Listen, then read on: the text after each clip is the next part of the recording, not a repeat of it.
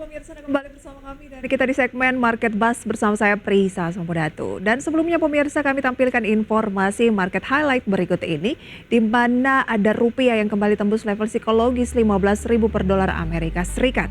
Kemudian ada kabar restrukturisasi WSBP akan gelar private placement, rilis 33,6 miliar saham baru.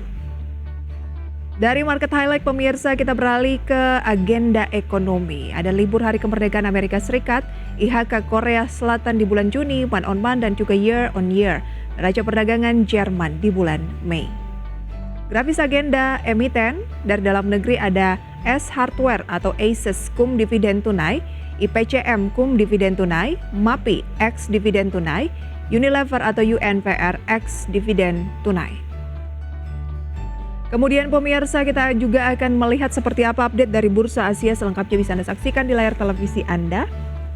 Namun sebelumnya kita simak penutupan dari indeks harga saham gabungan di mana mengawali bulan Juli sekaligus semester kedua 2023, IHSG bergerak menguat dengan kenaikan pada hari Senin kemarin sebesar 0,52%.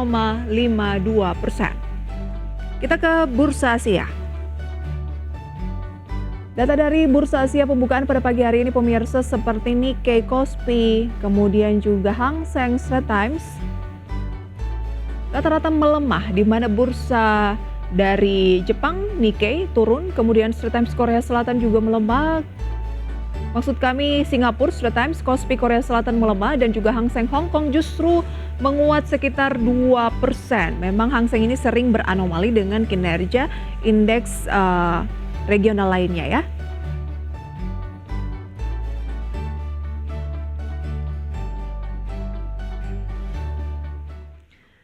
Pagi hari ini di Market Buzz, pemirsa, kita akan berbincang bersama dengan emiten yaitu PT Bluebird. Namun sebelumnya kami punya informasi di mana RUPS PT Bluebird Tbk tahun buku 2022 menyetujui pembayaran dividen senilai 180 miliar rupiah serta perombakan jajaran direksi perseroan. Dan dalam RUPS, Adrianto Djoko Sutono diangkat sebagai Direktur Utama Perseroan menggantikan Sigit Djoko Sutono yang kini mengisi posisi sebagai Wakil Direktur Utama.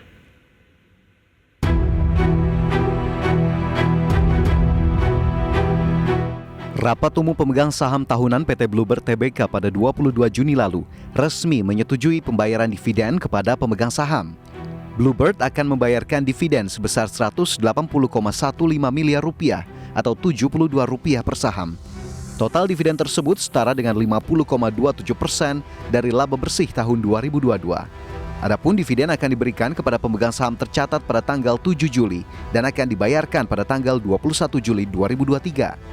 Di saat yang sama, Perseroan menetapkan 1 miliar rupiah laba tahun lalu sebagai dana cadangan, sedangkan sisa laba sebesar 177,2 miliar rupiah dibukukan sebagai laba ditahan.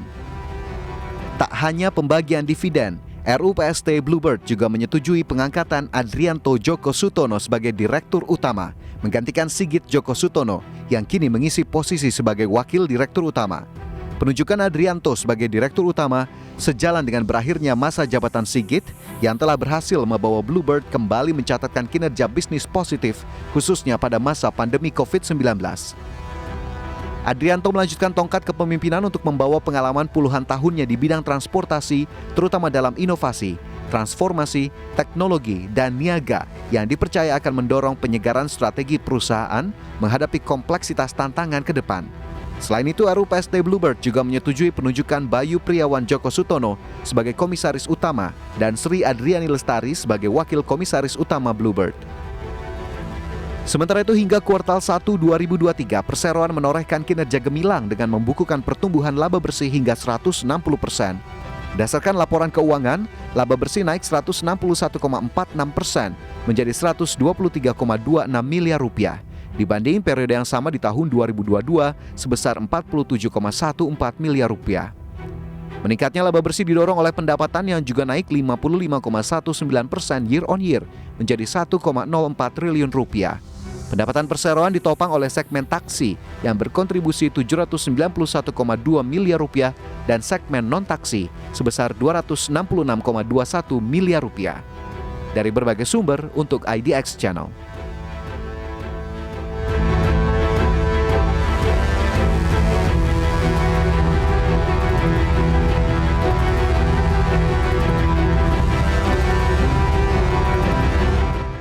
Itu dia pemirsa, tema kita kali ini adalah mengenai dinamika Bluebird dan sektor transportasi. Sudah hadir bersama kami di studio IDX Channel, tentunya ada Bapak Adrianto Djoko Sutono, Direktur Utama PT Bluebird Tbk. Selamat pagi Pak Andre. Selamat pagi Mbak Prisa. Terima kasih banyak untuk waktunya, kabar yang luar biasa Pak Andre juga. Semoga selalu sehat dan selamat karena sudah terpilih mengemban tanggung jawab baru menjadi Direktur Utama dari Bluebird. Terima kasih. Bener nggak sih Pak awalnya MT?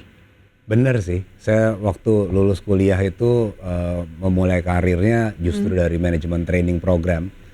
Dari situ berlanjut, kebetulan saya ngambil S2, kembali dari S2.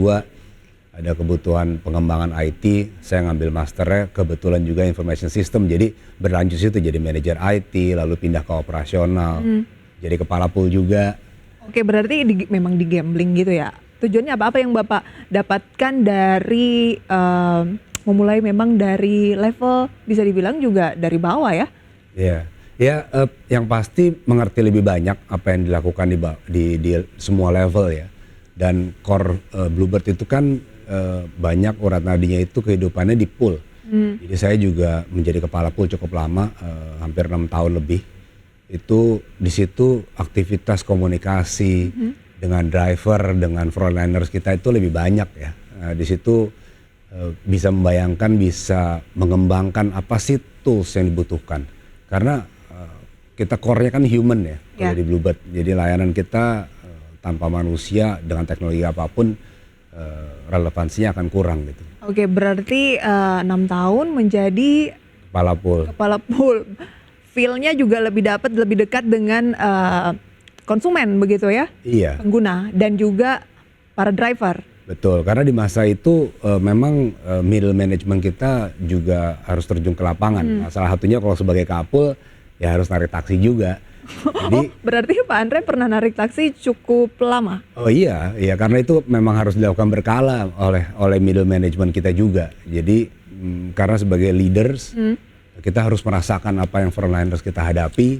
Jadi kita bisa meresapi lah pengembangan inovasi apa, teknologi, tools, proses yang kita perlu perbaiki. Kapan terakhir menjadi driver dari Armada sendiri? Nah, sebelum pandemik lah itu. Sebelum pandemi. Apa yang Pak Andre boleh sharing dong? Karena kan kita tahu bahwa memang ya Pak Andre sendiri tadi mengatakan bahwa itu berkala. Jadi kalau Pak Andre sekarang menjadi posisi puncak nih di Bluebird ya nantinya juga mungkin akan turun lagi ke lapangan seperti itu. Apa sih waktu itu Pak yang didapatkan?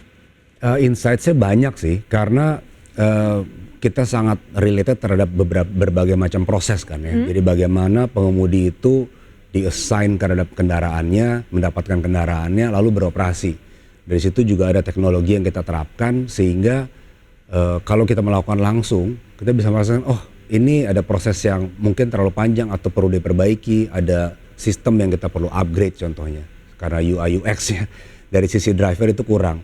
Nah pada saat kita narik kan ada diskusi dengan customer, kita bisa melihat juga oh customer kita kehidupannya seperti apa, mobilitasnya seperti apa sih yang bisa mempermudah mereka. Selain menjadi driver kita juga sering juga melakukan kunjungan karena kita kan ada outlet taksi yang taxi stand dan lain-lain ataupun counter Goldenberg contohnya rental kita. Jadi itu memang kita lakukan secara rutin sih untuk ke sana. Oke, memang kan untuk lebih tahu apa sih yang dibutuhkan dari konsumen ya berhadapan langsung begitu ya.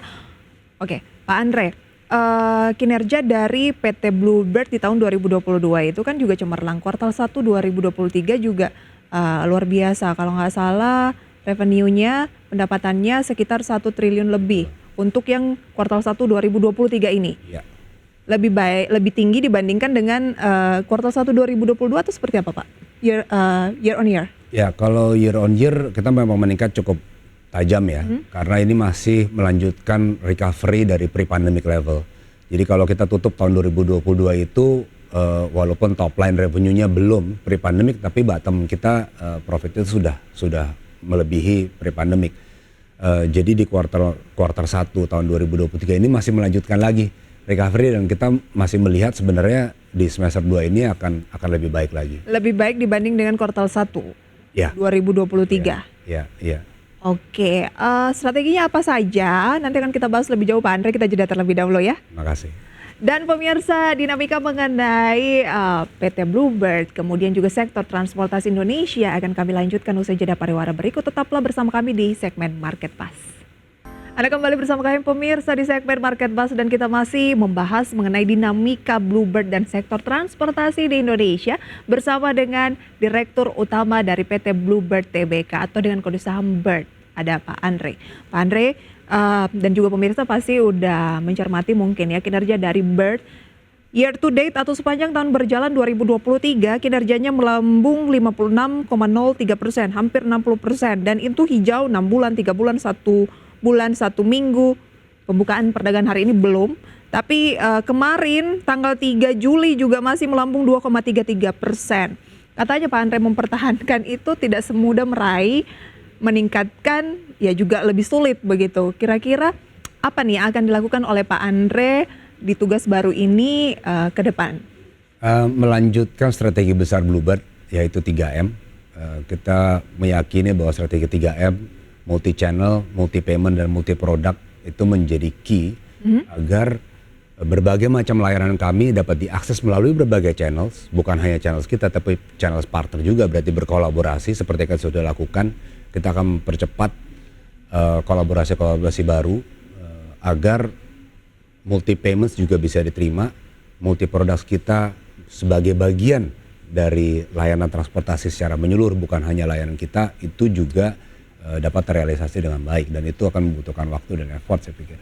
Oke, multi payment, multi produk, dan satu lagi? Multi channel. Multi channel. Kita mulai dari multi payment terlebih dahulu. Singkat saja itu strateginya kira-kira apa yang mau diterapkan soal multi payment ini? Pembayaran itu kan ada cash dan cashless. Cashless itu terdiri ada berbagai macam jenis pembayaran cashless.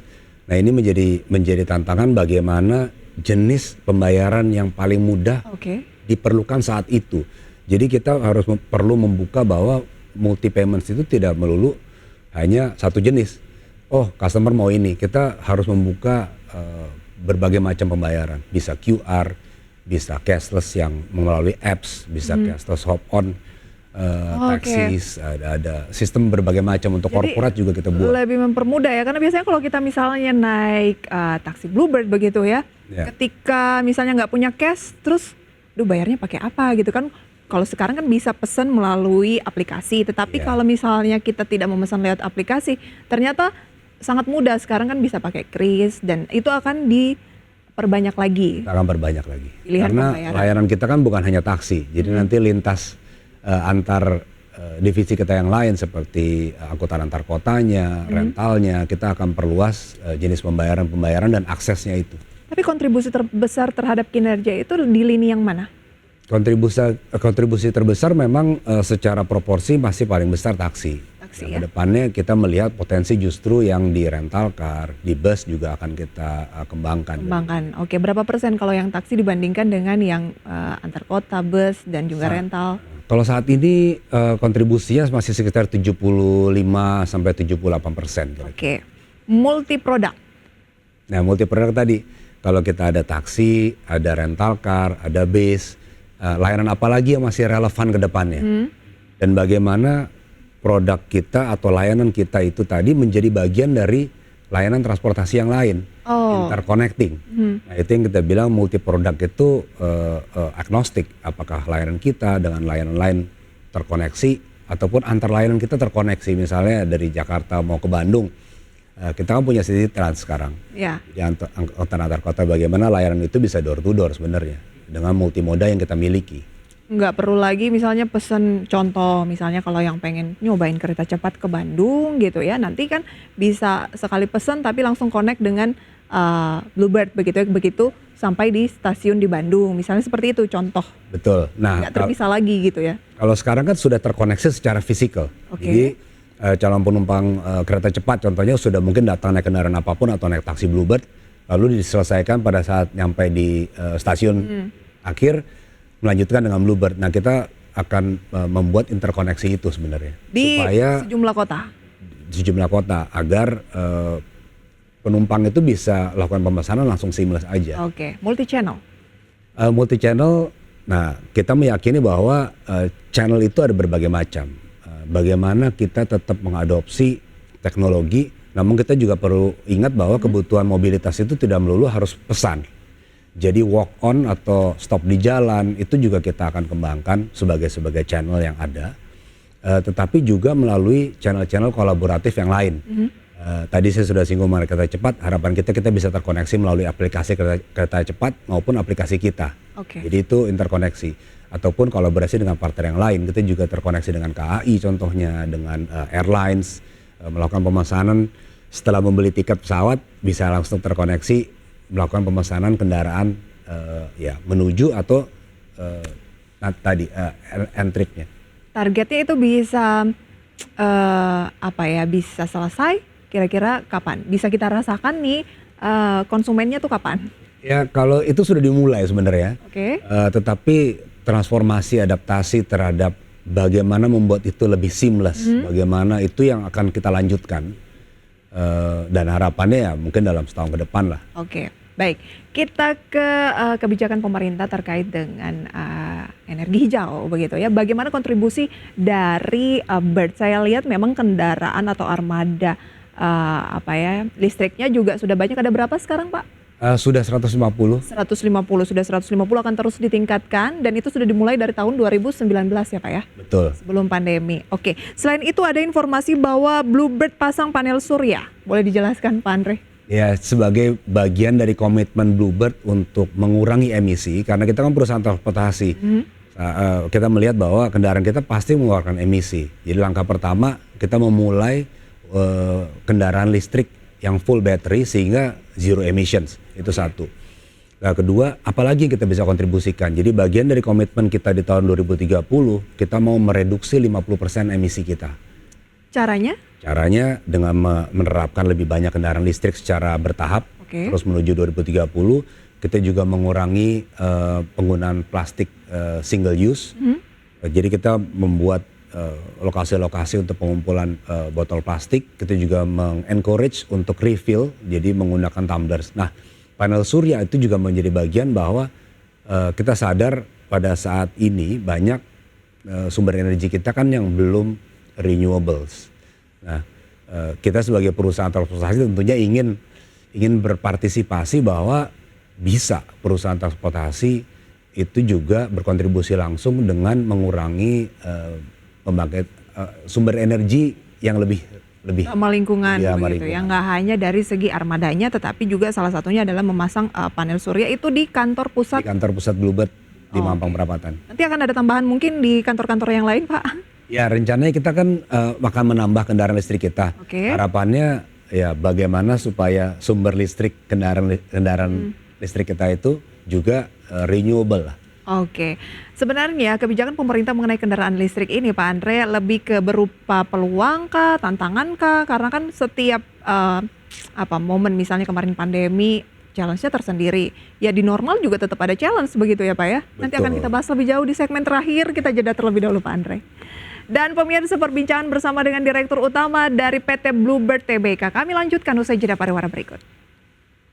Terima kasih Anda kembali bersama kami, masih berbincang bersama dengan Pak Andre, Direktur Utama dari Bluebird. Nah tadi kan menguat nih Pak, year to date, 6 bulan, 3 bulan, kemarin, hari ini juga masih lanjut terus 0,9% untuk saham Bird, 2.220. Saya bukan pom-pom ya, ini membaca data yang ada saat ini. Pak Andre, kendaraan listrik itu, kebijakan kendaraan listrik dari pemerintah, programnya gitu ya, lebih ke challenge kah? Peluang kah atau apa nih untuk emiten transportasi seperti Bird? Kami justru menyambut positif kebijakan-kebijakan yang mendukung agar bukan hanya kita sebagai user, tetapi sampai ke produsennya juga. Karena terus terang pada saat kita mulai 2019 kita cukup sulit untuk menemukan mempunyai pilihan kendaraan untuk kita pakai sebagai taksi. Karena kita masih harus melihat dari luar. Baik. Capex untuk tahun 2023 ini berapa besar Pak Andre? Sekitar 2 triliun. Akan digunakan untuk apa saja? Sebagian besar mayoritas peremajaan dan penambahan armada. Kita ke penambahan armada. Berapa banyak kira-kira yang akan ditambah? Berapa banyak porsi untuk kendaraan listrik?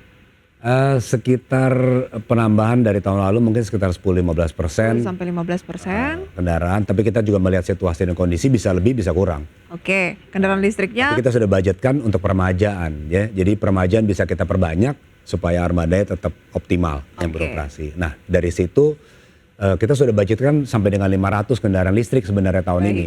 Tapi mungkin kita melihat situasi di semester kedua ini karena tadi kalau produsennya sudah lebih banyak pilihannya, maka kita akan lebih leluasa untuk memilih kendaraan untuk armada Oke. kita.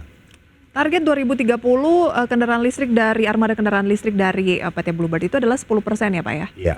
Mengapa hanya 10%? Mengapa tidak lebih masif begitu? Apa sih Pak? Kita juga pengen tahu apa sih yang menjadi tantangan? Apakah mahal atau apa? Challenge utama adalah mahal pasti. Oke. Lalu kedua juga kita melihat dengan semakin banyak kendaraan listrik yang kita pakai, berarti ada limbah baterai yang harus kita kelola juga. Ya. Dan kita prediksi di tahun 2030-an ke atas baru itu akan menjadi sesuatu yang siklusnya lengkap ya. Nah kita juga memikirkan karena kendaraan kalau kita beli, kita harus memikirkan disposalnya. Nah reusability dari kendaraan itu, baterainya dan sebagainya, kalau kita studi kira-kira di tahun itulah. Oke, ya itu juga ya yang menjadi persoalan bahwa ada limbah juga nih dari baterainya. Betul. Dan harganya memang saat ini juga masih belum terlalu kompetitif untuk Iya. kendaraan listrik karena masih memulai begitu. Jadi untuk sejumlah kendaraan kita operasikan dan kita proyeksikan sampai dengan 10%, itu masih akan positif kontribusinya ke kita karena kita bisa mengoptimalkan kendaraan itu untuk memastikan BEP. Oke, tetapi kan juga diiringi bukan hanya dengan mendukung energi hijau itu dari armadanya, tetapi juga tadi ada pemasangan panel surya dan lain sebagainya begitu ya Pak ya. Oke, lantas Pak, di new normal ini gitu, apa sih yang menjadi tetap ada tantangan selain yang kita ngomongin tadi program kendaraan listrik? Challenge utama di masa recovery dengan new normals itu berbeda ya. Memasuki masa new normals berarti siklus itu akan terjadi lagi. Jadi ada mobilitas itu kan pasti ada siklusnya, baik dari seharian ataupun bulanan atau periodik yang lebih lama. Jadi challenge kita tentunya bagaimana memastikan armada kita itu tetap optimal walaupun lagi low season contohnya. Baik di dalam hari misalnya malam hari dan sebagainya. Nah itu yang akan menjadi challenge saya pikir di masa new normal ini. Dan tentunya challenge kita bersama kemacetan yang kita rasakan itu juga menjadi challenge tersendiri karena itu tidak membuat kita menjadi efisien sebenarnya. Baik, Pak Andre, dari senyumnya nih kayaknya optimis sekali kinerja Bird dari tahun 2023 ini akan lebih baik tentunya dari 2022. Kan 2022 juga masih ada pembatasan begitu ya. Kalau 2023 kan meskipun ya tetap ada challenge-nya juga. Ya nggak sih Pak? Pada peningkatan kira-kira berapa persen mungkin untuk 2023?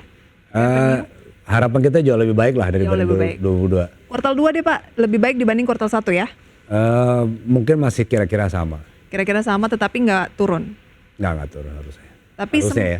Semester 1 dan semester kita kan udah di semester 2 nih Pak. Ya. Harusnya lebih baik ya biasanya semester 2 dibanding semester 1. Ya, siklus semester 2 itu memang biasanya selalu lebih baik dibandingkan semester 1 sih. Apa yang menjadi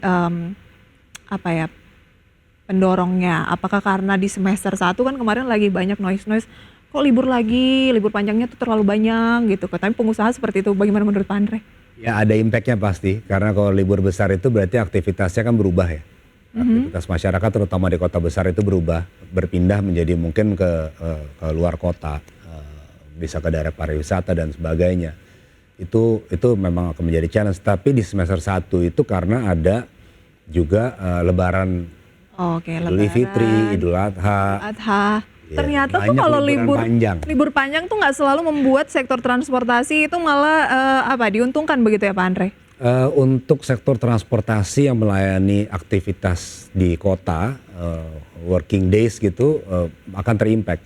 Tetapi kan kita juga punya divisi lain yang melayani, jadi kita bisa membalance juga sebenarnya sedikit bahwa perpindahan itu juga akan membuat penghasilan kita di daerah pariwisata contohnya atau angkutan antar kota kita juga akan lebih baik sebenarnya. Lebih baik, tapi sebenarnya yang paling signifikan itu adalah Jabodetabek ini, begitu Betul, Pak ya. betul. Oke, apa sih harapan dari PT Bluebird untuk peningkatan dari konsumen mungkin? Kalau domestik kan ternyata banyak juga tantangannya, nggak melulu kebijakan libur bersama yang cukup panjang itu menguntungkan sektor transportasi seperti Bluebird. Apa sih harapannya? Apakah peningkatan wisatawan asing atau seperti apa, Pak? Ya, kami sebagai bagian dari layanan mobilitas, kita juga tergantung terhadap layanan yang lain. Contohnya seperti airlines, mungkin kapasitasnya belum maksimal sehingga jumlah kedatangan dan keberangkatan itu belum normal. Itu menunjukkan bahwa sebenarnya kita belum normal gitu. Nah itu menjadi challenge tersendiri sehingga kalau dibilang kita sudah balik belum ke masa pre-pandemic, belum menurut saya. Karena tadi tetap ada keterbatasan mobilitas selain yang ada di domestik. Oke, keterbatasan saja mampu membukukan laba, kinerja harga sahamnya juga ya baik, naik 50% year to date tuh nggak gampang gitu untuk mau invest di mana. Seperti itu, tidak semua emiten bisa seperti itu. Sukses selalu untuk Bluebird dan juga Pak Andre menahkodai Bluebird dan juga Organda. Begitu ya. Sampai berjumpa kembali Pak Andre. Terima kasih Mbak Prisa, terima kasih pemirsa. Demikian pemirsa perbincangan di segmen Market Buzz ini, berbincang bersama dengan emiten yaitu Bapak Adrianto Djoko Sutono. Semoga bisa menjadi referensi untuk portofolio investasi Anda. Tetapi pemirsa, keputusan investasi sepenuhnya kami kembalikan ke tangan Anda. Dan jangan beranjak dari tempat Anda pemirsa, karena sejumlah informasi lainnya masih akan kami hadirkan usai jeda pariwara berikut.